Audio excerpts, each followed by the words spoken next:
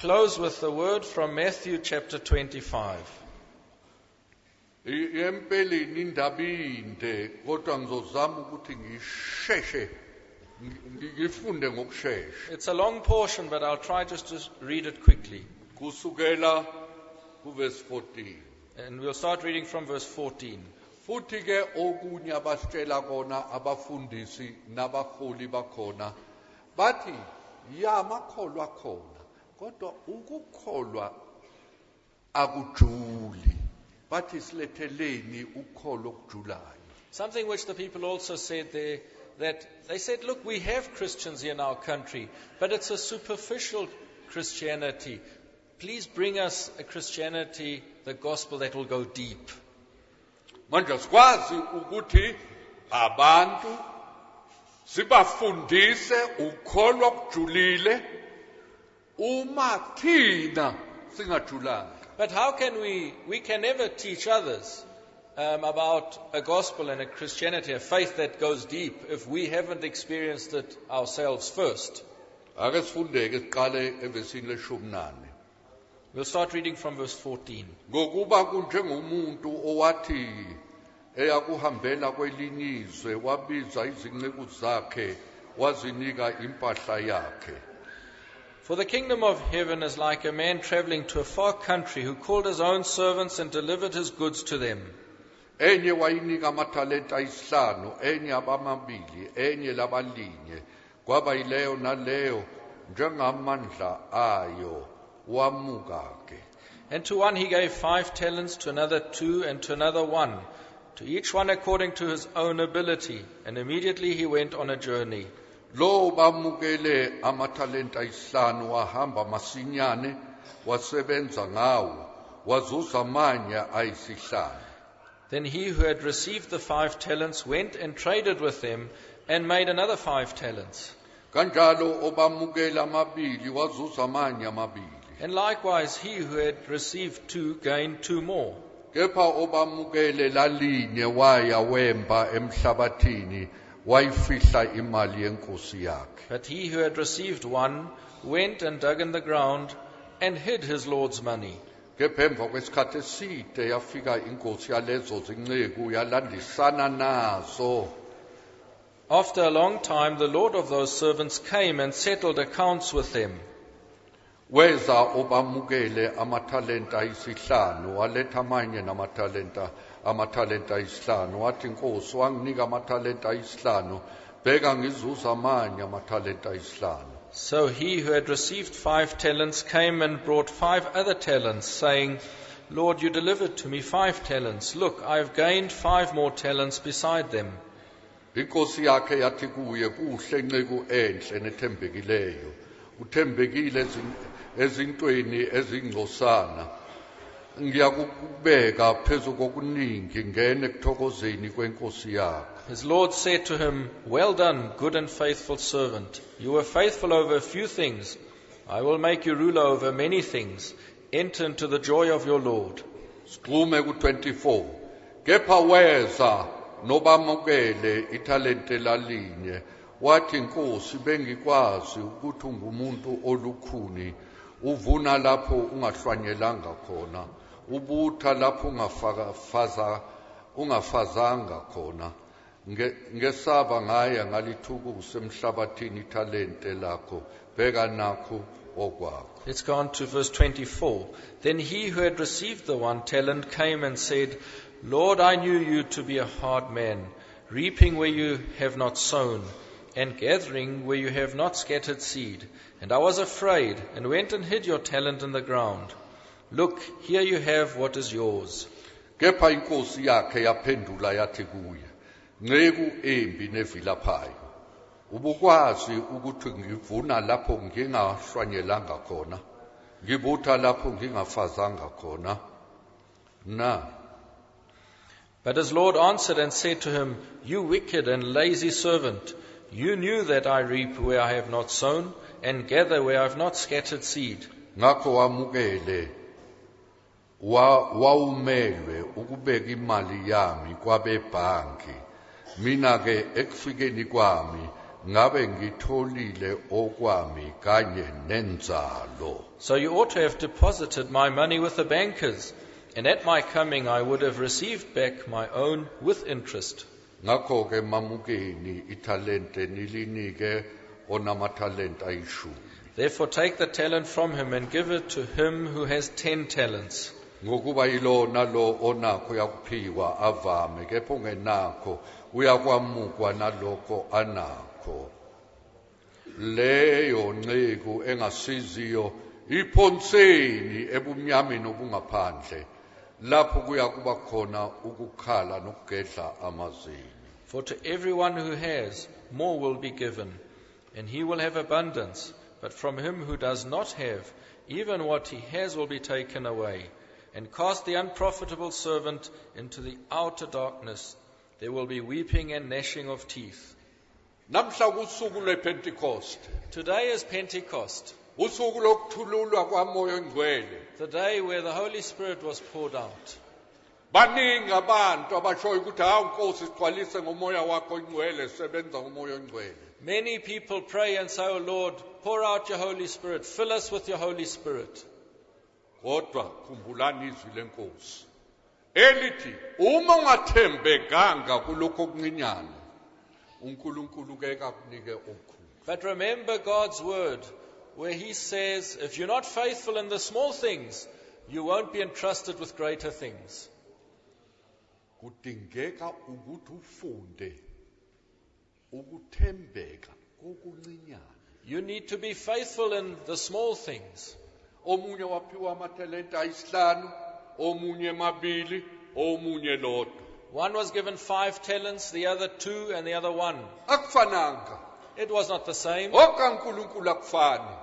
The way God does things is different. Noma ngaba ingane ezelwe umuntu oyedwa, kodwa iphiwo zabo azifani. Even people of one family will not all have the same gifts and talents. Lo thole lodwa mhlawumbe bengasho ukuthi hawu kodwa umfowethu athole isihlanu mina ngithola kodwa nje. Hawu nami ngithola okubili nje. Hayi ngcono wena uthola okubili mina ngathola kodwa sikhonona solane.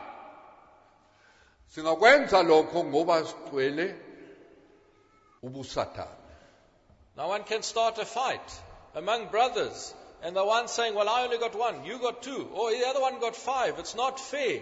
And we start fighting each other because the devil is in us.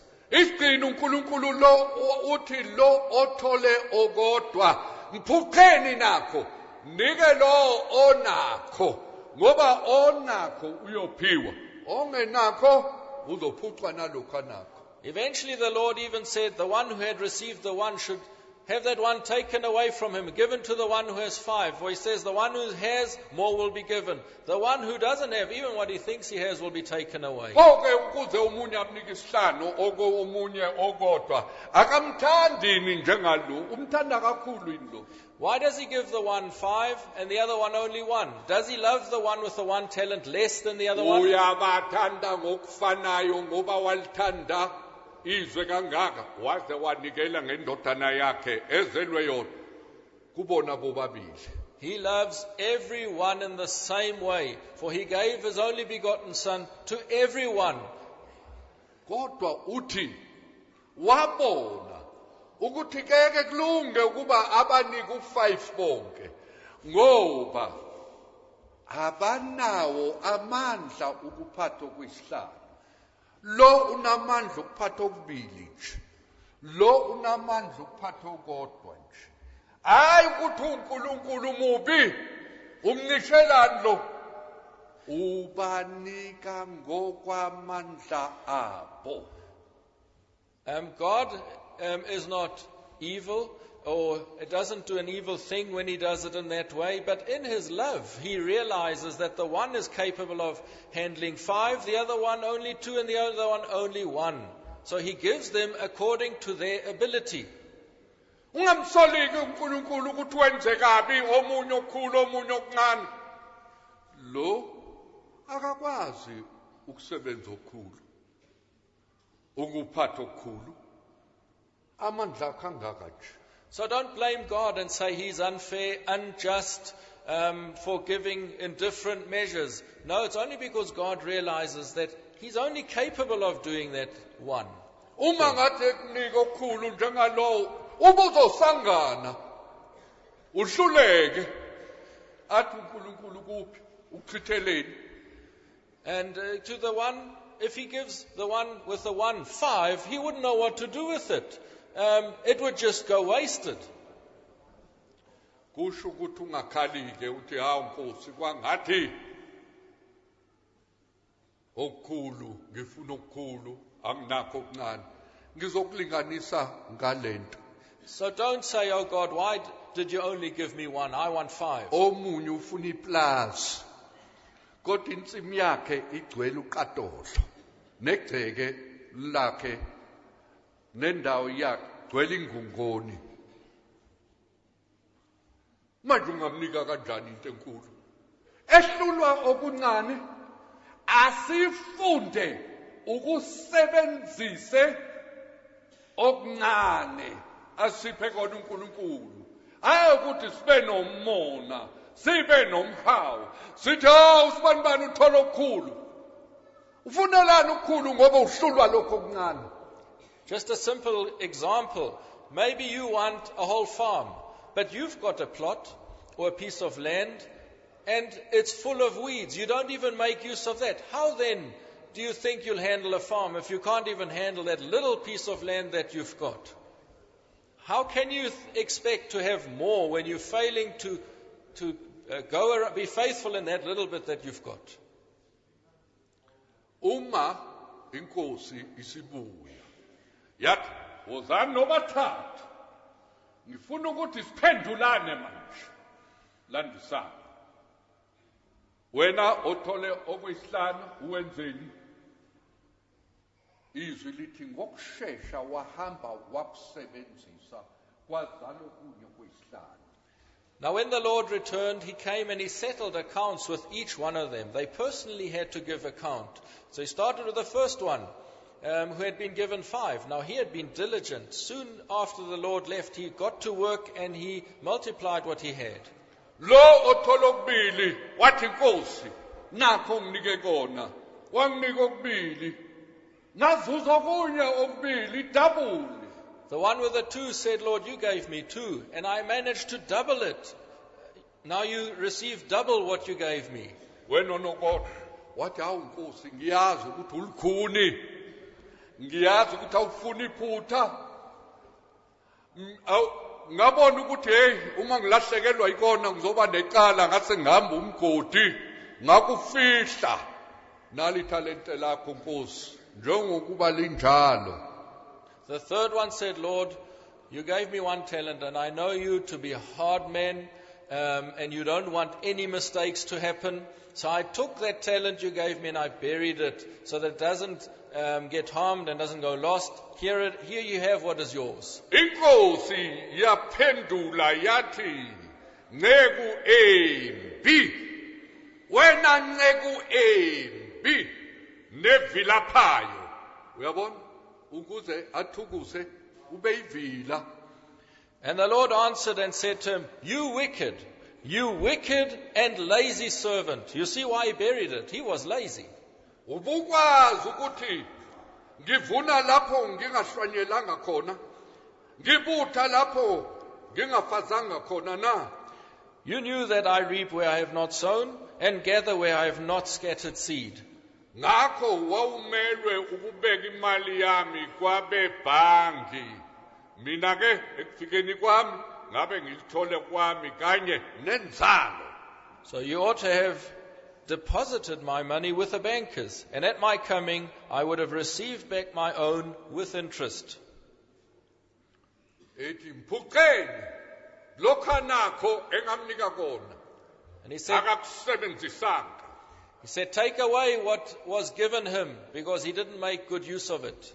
Asikhulumi ngemali, asikhulumi ngegolide nesiliva, sikhuluma ngolokho esikuphiwe inkosi okokomoya.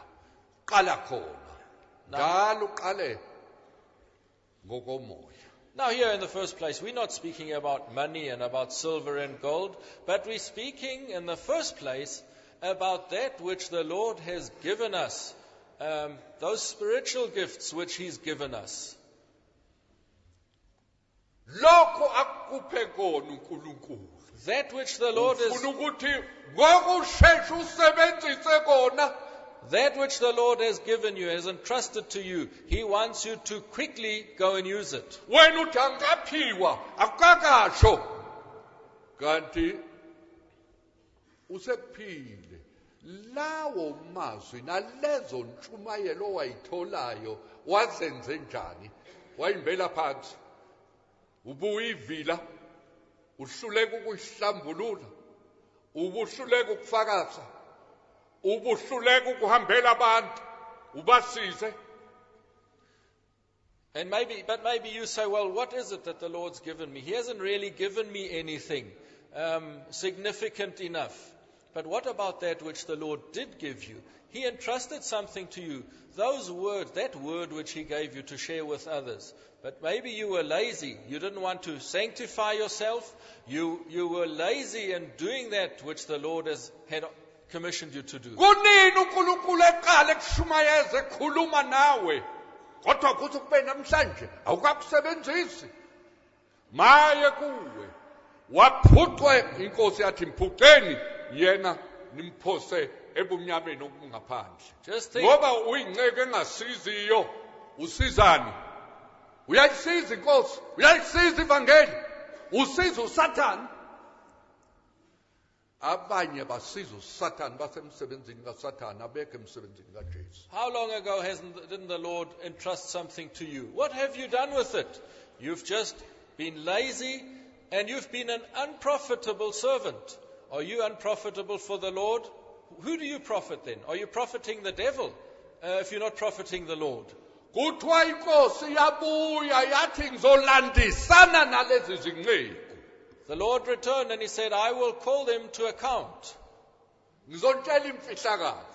I'll tell you a secret. Mhlambe bekungafanele ukuthi ngitshele lento, kodwa ngizontshela. Maybe I shouldn't even tell you this, but I will. Ngesikhathi ngisehotela khona le eKongo. When I was in the hotel there in the Congo, Ngathatha iBhayibheli lami ngalifunda. I took my Bible and read it. Ngafunda kuverse 23 inkosi yakhe yathi kuye kuhle nceku enhle nethembekileyo. Uthembekile ezintweni ezingcosana. Ngiza kukubeka phezu kokuningi. His Lord said to him, well done, good and faithful servant. You have been faithful over a few things. I will make you rule over many things. Verse 23. Izwi elithi ubuthembekile ezintweni ezingcosana. Langihlaba njengomkhonto. Ngakhala inyembezi ngiyindoda. Ngingesingane, ngingesintombazana. Ngakhala phambi kwenkosi yami. Ngathi uNkulunkulu umthethelele. Ngathembeka kokuncinyane. Hayi okuningi. Ngathi kodwa Nkosi ngimubi. Ngoba ngithembeka kokuncane. Kuncane nje ngikwenzayo. Kuncane ngikwenzele kona uNkulunkulu wami ngithethelele. Ngibona ubuncane. Balokho ngimenzele kona uJesu. And when I read this, that the Lord said, you have been faithful over a few things or little things. And when I read that, my heart broke. I'm not a woman, I'm not a child, but I cried. And I said, oh Lord, have I only been able to be faithful in little things? I wept tears, I cried. I said, oh God, forgive me for having done so little for you. Forgive me, God. I've only done so little for you. Such a small thing. Yababuhlungu inhliziyo yami yaqhuma. Ngathi uNkulunkulu. Mina ngithembeke kokuncane nje okuyingcosana. My heart broke and I said, "Oh Lord, have I only been able to be faithful in little things?" It's all that I could do in 70 years. And over 70 years, so little that I have done for him and been faithful to him. Now you look at what you have done for him. Awubhekeke okwenzile wena.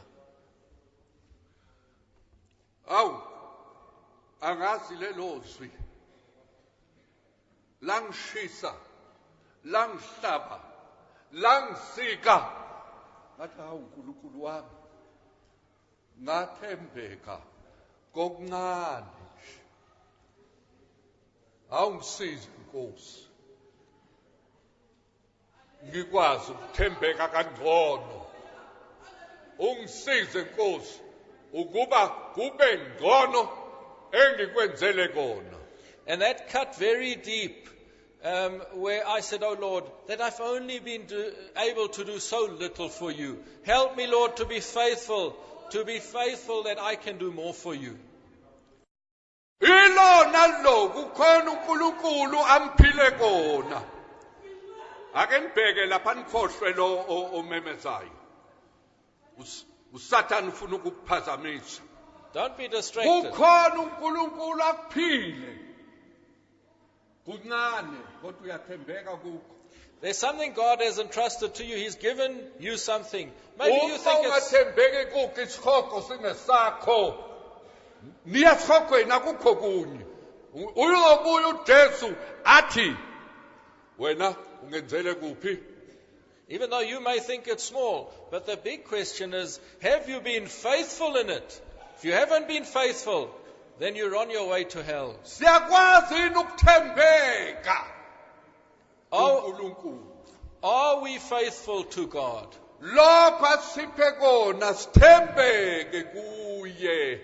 Let us be faithful in that which God has entrusted to us. Uma sithembeka kulokho uyosipha ke okukhulu. If we're faithful in that, God will entrust more to us. Uyinqaba kuJesu. Now Jesus is amazing. Uyafika uthi wena nceku ethembekileyo. Wena nceku enhle. Ubuthembeka kokuncinyane. Ngizokupha okukhulu ngikumise phezu kokukhulu. He says, you've been a good and faithful servant. You've been faithful in those little things. Now I will make you responsible for greater things. Is that in English? This, you've been faithful over little things, I will put you over. It even says, I will make you ruler over many things. I'll make you a ruler over many things. That's going to happen one day when we meet him face to face. But you can have the foretaste here already. Here, in this world. He can put you over many things. So many that you say, oh God, it's only your grace. Why? Being faithful just over a little. Is there faithfulness in us? Faithfulness? Faithfulness is our term in what we say. Faithful in just guarding our heart that we don't sin. All that we've got is what He has given us. Only your sin is yours. That's what you've got out of yourself. The others, all that He has given us. And even that servant who only got one was the easiest, was the lightest, was the easiest to handle. You just need one more and then you've got double already. He, we could say, was the most blessed of all. The one who had 5 had such a responsibility that he had to get another 5 to get double. And the one who had 1, just 1, maybe it would have just been a kind word. Not gossip, not talking about others. Those are satanic people. But only that which is good that comes, only small, a nice word. Not a word that hurts and kills and breaks down. Look at your fruit and see whose child you are. God's or the devil's. Thatha loko kwakho kubukisise ukuthi kunhloboni ukuze ubone ukuthi ungokabani, ungokaSathane noma ungokaNkulunkulu. Buka imisebenzi yakho, buka inkulumo yakho. Empeleni lo othole okodwa bekufaka ukuthi abonge athi hey nginenhlanhla ngoba kuthi usweleke ukuthi ngithola kodwa nje sekunedawula othola okukhulu uyajuluka ngoba yena lokho okukhulu ufaka ukuthi akuphinde kodwa mina kukodwa nje kusho ukuthi ngaveza okuncane nje sekuyidabula ngithola umvuzo kodwa ngokomoya ubelivila. Kusho ukuthi ke uma ufuna umoya engcwele thembeka kulokho onakho, thembeka kulokho uNkulunkulu akuphe kona. This servant's problem was that he was lazy. So, if you want the Holy Spirit to fill your life, be faithful in that which God has entrusted to you. uNkulunkulu kakwazi ukuthi akubeke phezu kokukhulu uma uhlula okuncane nje into ubala nje. God can't put you in charge and make you responsible for greater things when you are failing to be faithful in a small thing.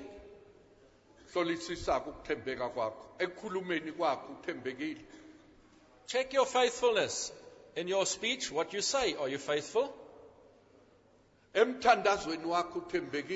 your prayer life, are you faithful?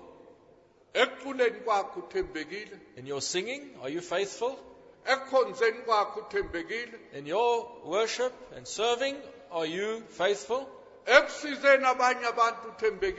When it gets to helping other people, are you faithful? In furthering the gospel, are you faithful? We can go on.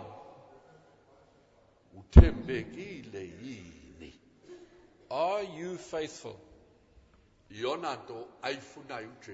That's what the Lord expects from you.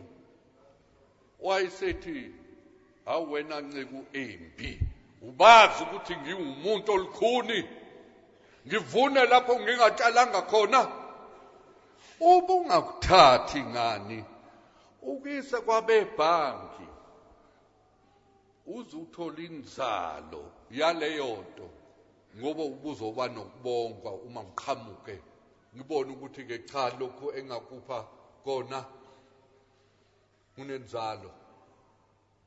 And the Lord said to this man, "You wicked servant, you knew that I was a hard man and that I reap where I have not sown. Why then didn't you go to the bankers, invest the money there? At least when I returned, you could have brought back that talent with interest. And you would have been thanked for that." Now what does that mean?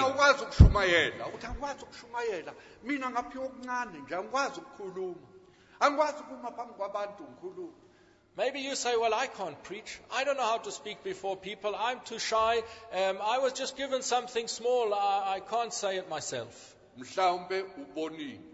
Or maybe you see something. Or maybe you heard something. Or maybe you read something.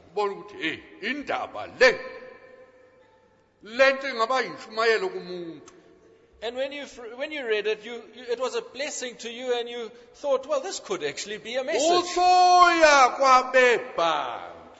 kusho ukuthi laba abashumayelayo uthi hey wesibanibani na indaba engiyifundile ungayisebenzisa entshumayelweni yakho uma ushumayela kusebenzisa lokho nakho engikuzwile nakho engikubonile Now what usukunika kwabebhangi bayakusebenzisa ke kona kaningi ngisho ngitshela abantu uma unendaba engasetshenziswa entshumayelweni uma ungayisebenzisi lethe kimi ngizohamba ngishumayele ngakho emhlabeni uma abantu bebusiseka ngakho wena usuzoyithola leyo nzalo ukuthi ungaqalekiswa uma eseqhamukile uJesu kodwa athi uncike wethembekileyo nelungile wathola okuncane nje awukwazanga nokushumayela kodwa wathola ipheshana nje elinendaba wadlulisa kwabebhangi abakusebenzisayo usuthola umvuzo usuthola inzalo. What you can do is you can then, with that which you have read, you can go to the bankers. You can go to those who do preach. I often say to people, if you see something that's been a blessing to you and you cannot use it, bring it to me. Maybe I can use it. People can be blessed by it. And then you will get the credit for it. And then you won't be cursed one day when the Lord says you've been unprofitable. Lo wathola ezihlanu wasuka khona lapho wakusebenzisa. The one with the 5 talents immediately got up and got to work. He was diligent. Nalo nawesibili futhi. And the second one too. Kodwa lona onokodwa nje inkosi yamsola wathi nceku embi umubi. But the third one who got bekhona one, kusenhlizweni yakhe ukwenqena ukuvilapha okubi akeniseshe izinhliziyo zenu ukuthi zinjani. Abanye baqamba amanga, abanye bayazenzisa, abanye bayakhohlisa, abanye banezifiso zabo, bafuna intando yabo, umgomo wabo. Ela kuJesu asebenza kuchithe konke lokho. Uma kukhona iphutha owalikhulumayo lungisa, uma kukhona okwaphuma emlonyeni ubona ukuthi hey lokho akusikho kaNkulunkulu kulungise ngoba kuyoba kumbi kuye uma leyo nkosi eyakupha ukuphila kwakho yakupha umphefumulo wakho yakupha umzimba wakho uma kungekho kuhle wakwenzayo ngakho. But the third one who got the one, he was wicked. He was lazy. His heart was also not right. There was something wrong. Like many people who are hypocritical, they are there, but their heart is not right. Their heart's not in it. They just following their own aims and ambitions and goals. Their heart isn't in the work of the Lord fully. And there's something wrong inside. You better make that thing right before your Lord comes back and calls you to account for what you've done. And be faithful. Live a holy life. Ngathi la eKongo umuntu ongakwazi ukuyikhuza ukuyithiba uzokuwa ngelanga ngoba ukwazi ungena esangweni ungadlulanga kumqwayisi. And I awukwazi ungena ehotel ungahlangananga nesifebe. Yonke indawo bayakufuna ngathi ngizothuma bani eKongo Nkosi kwangathi bazofela khona ebufebeni abahlushwe inkanuko namehla amabi. And I thought, fanele abantu abafile maqondana nesono kodwa bekhuthele kokuhle. And I thought, well, in the Congo, you can't just send anybody there. I said, Lord, who will we send here? Because when you're there are prostitutes all over. Someone who hasn't died to the lusts of the flesh will never survive there. He'll fall in a short time. Wherever you go, they wait at the gate. They wait at the door for you. And if you are not dead to sin, you hellbound. Uma ungafile maqondana nesono cela ukuthi Jesu asebenze kuwe If you're not dead to sin, pray and ask the Lord to work in your life. Lapho ngikhuluma nopresident ngathi, President Nkosi, ngithi umuntu ozayo vele South Africa eza la eCongo ezogila imkhuba ezokwenza isono ahambe nabesifazane noma benoshiki abe nolaka wayesekuphinda ethi niyezwa na wathi hey niyakuzwa lokhu na laba bantu abasivumi isono wathi nginivulele onke amasango. When I said to the Vice President, I said, Mr. President, I don't want anyone to come here. We do not tolerate it if people live immorally, or if they can't honor the next person, if they get irritable. And then he even repeated that. He said, has everybody heard that? These people do not allow sin. And if that's what they like, we want to open the doors for them. Ukholwa kwenu kunje nathi kunje akukho kunye uma kufika umuntu enzo kunye nkosheni khona lapho ningamncengi ningamxoleli.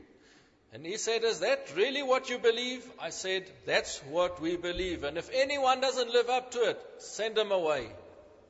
Wathi ningeza nenzeni kuthandayo. And he said, you can come, do what you like. Wena uthembekile na? Now, are you faithful? Yeke ukuthandaza Nkosi ngiphi umoya wakho ngcwele gcwalise ngomoya. Uzogcwalisa ngomoya ungathembekile kusizana ukufuthi isondo lebhayisikili noma ufuthi isondo lemoto kanti khona isipikili phakathi khona imbobo phakathi ayivalwe ipheshwe eqala nipheshiwe na noma nihamba ninezimbobo.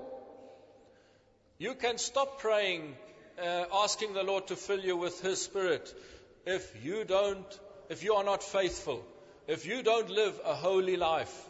Because if you pray and ask to be filled with the Holy Spirit and you don't live a sanctified and holy life, then it's like someone trying to pump a bicycle tire or tube and it's got a hole in it. You pump it and the air leaks out straight away.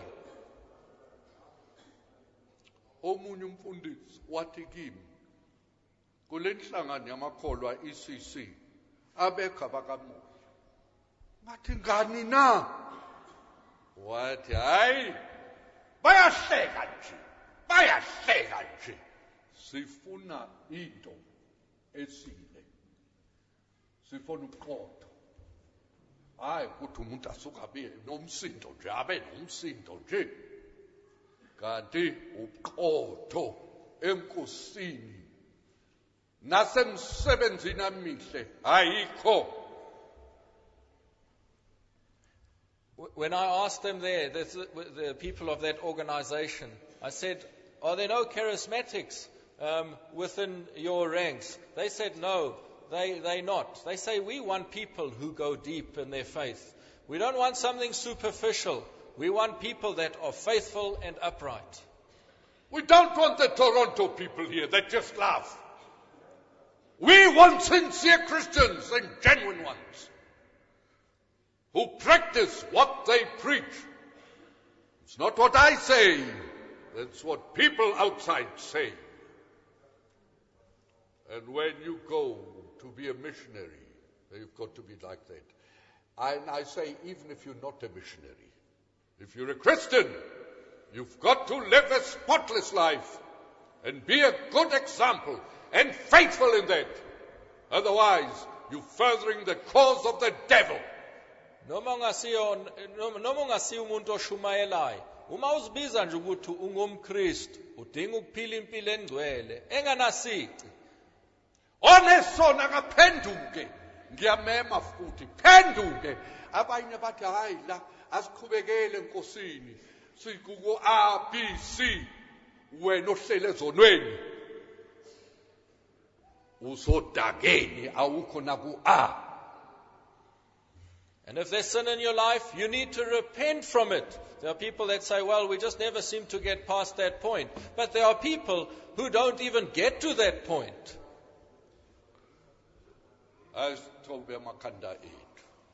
Let us bow our heads. Ngiyacela Nkosi ukuba izwi lakho lingabi yizeleze. I pray, Lord, that your word will not be in vain. Kodwa ilona lo ozibiza ngokuthi ungumKristu. Abe umKristu ngempela ongenasici onganabala.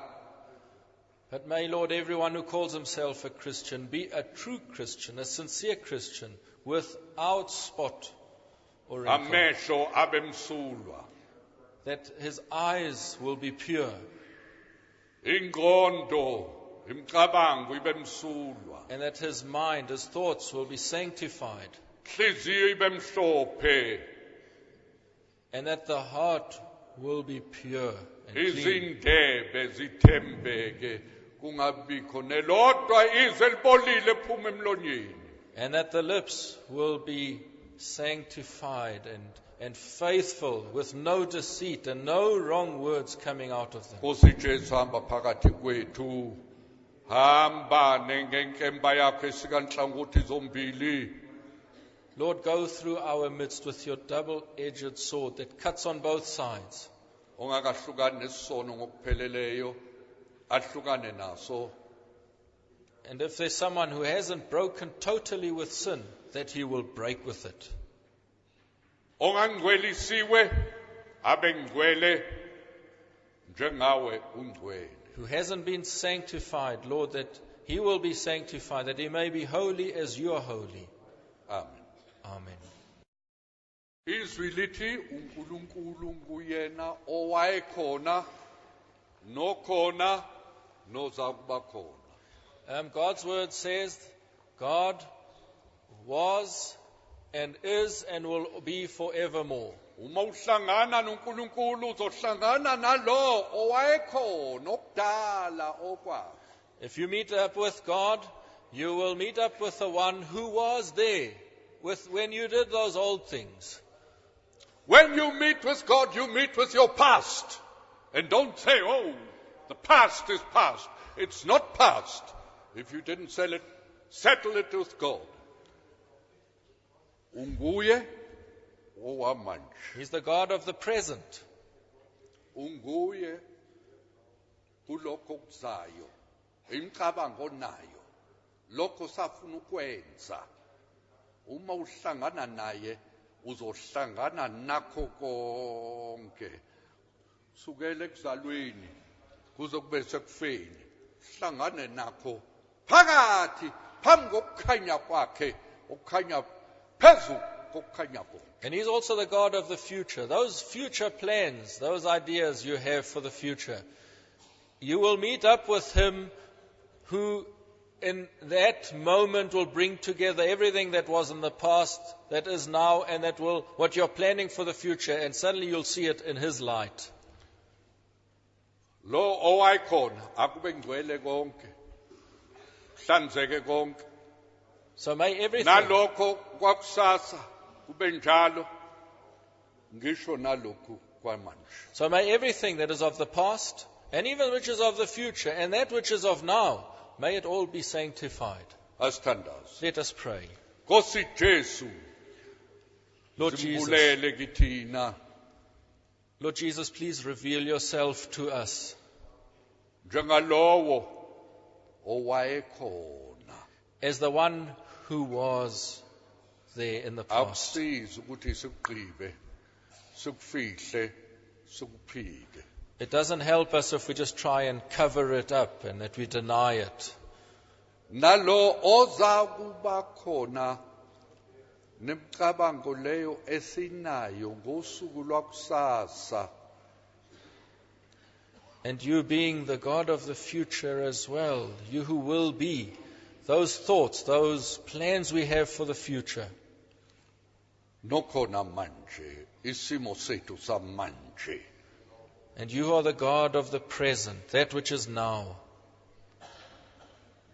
Siqonde njengalowo uNkulunkulu. Lord, may we know you as that God. Amen. Amen.